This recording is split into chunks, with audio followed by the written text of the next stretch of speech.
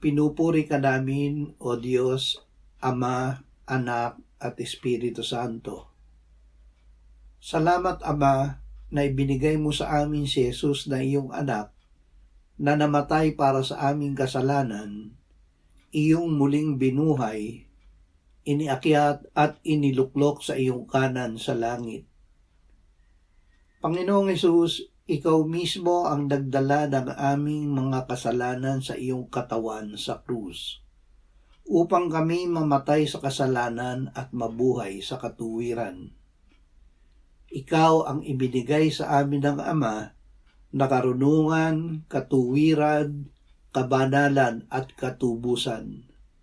Salamat na ikaw ang gumagawa na makapamuhay kami ng matuwid. Amen.